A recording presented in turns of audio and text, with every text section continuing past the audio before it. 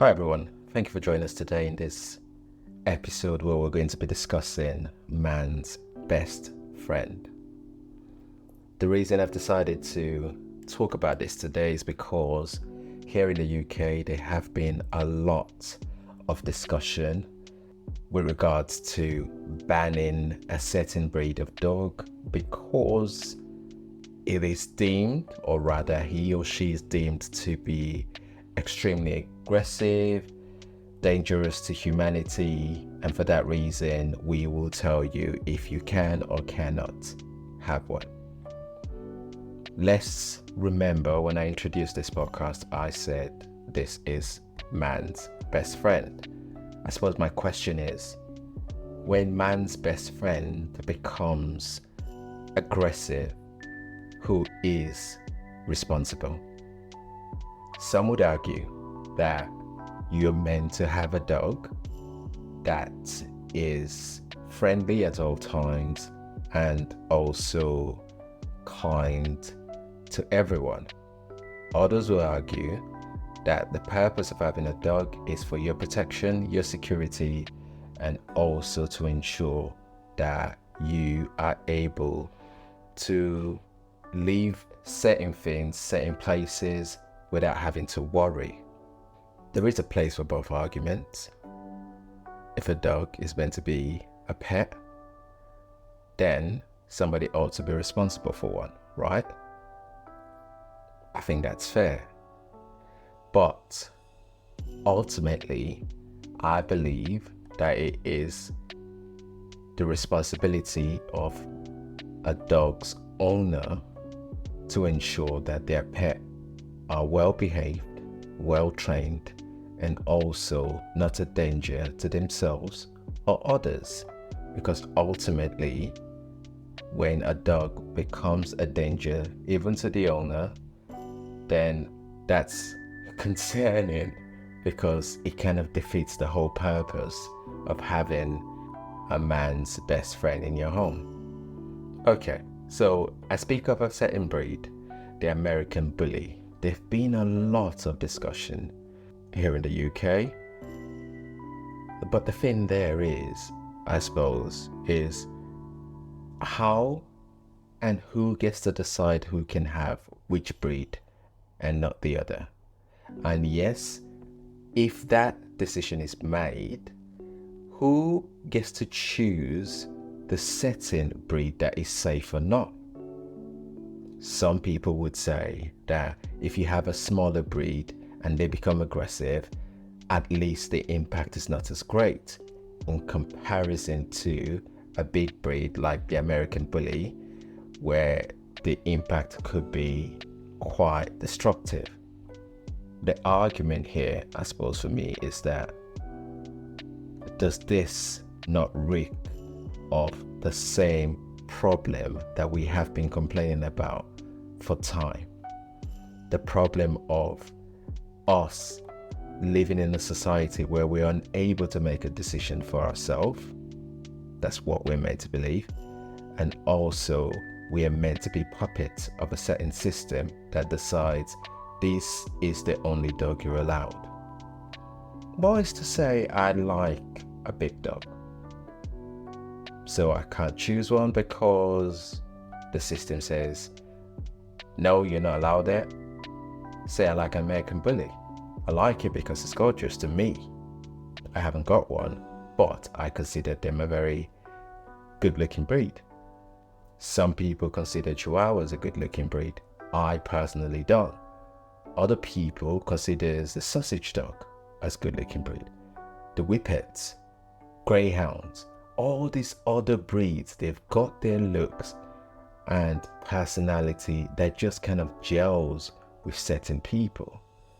Why is it that when an animal or a person or an item, one of them or a few of them go rogue, everybody has to suffer the consequences?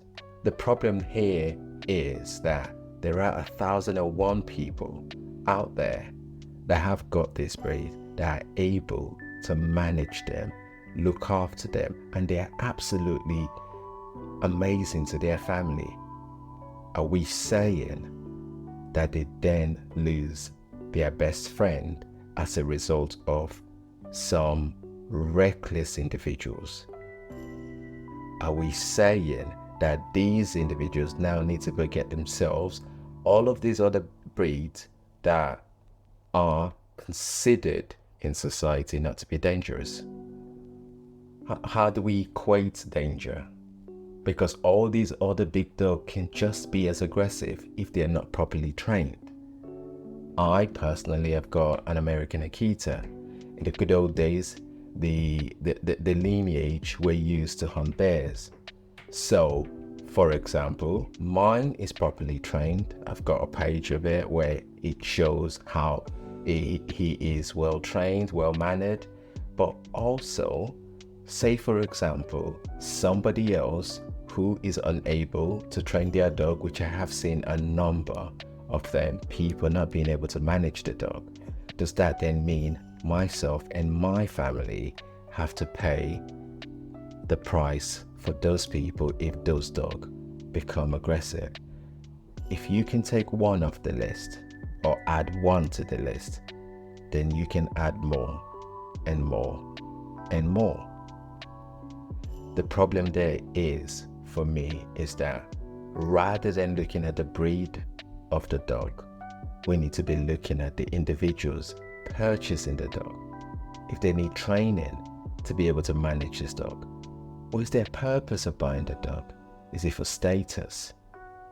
Because when we refuse to actually address the underlying issues surrounding dog ownership, especially some of these ones that can be quite aggressive, they've got different sort of temperaments, which most dogs are.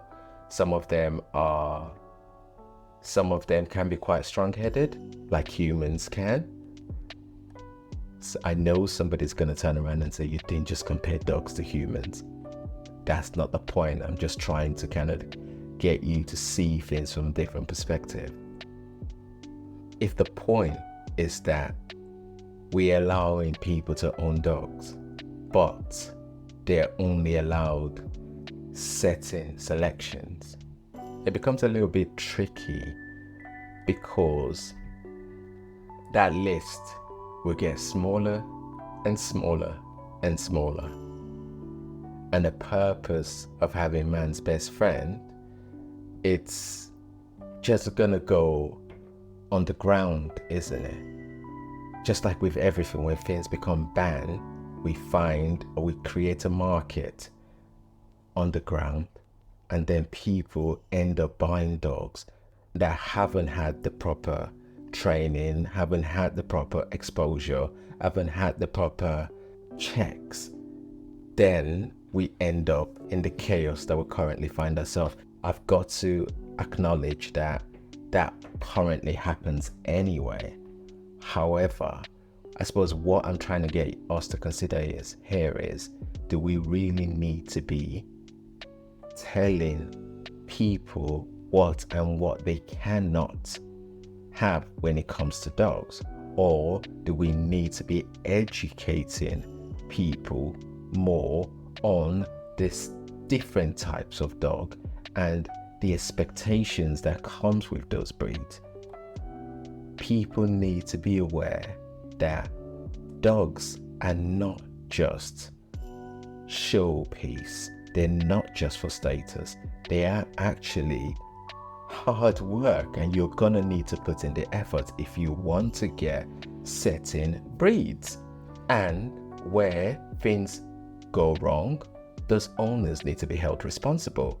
Why would we just completely ban the whole breed because some idiots have not taken the right precautions, when you've got millions of people that do take those precautions? It's just like saying, oh, I am driving a certain car, so for that reason I'll ban every of that type of car because a few of them have gone rogue and just knocked people over. Hold on a minute, who was behind the wheel? Somebody was behind the wheel, so that person ultimately needs to be responsible for the actions. That's what I do think when it comes to owning a dog. It is not just for Christmas. It is actually part of your family, and you need to be responsible.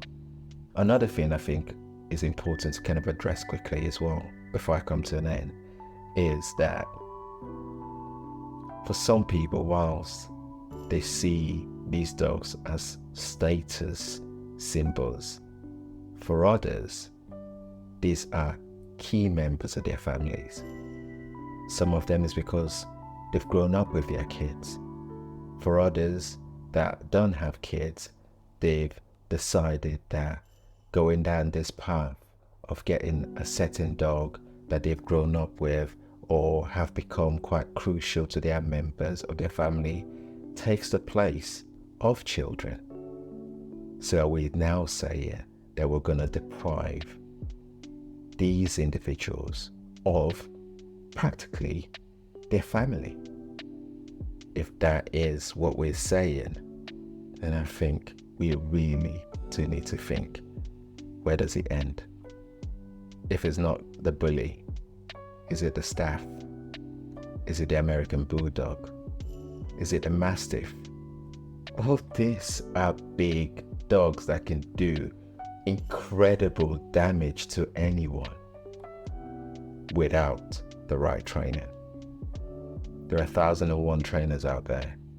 Even if you don't want to go get one, there are loads and loads of lessons and clips that you can get on YouTube where you're being directed how to actually train your dog from the day it comes into your home, and also advice out there as to the consequences when you don't get it right.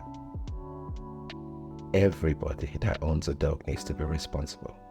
It is not only for your benefit, but for the benefit of everybody that is around you.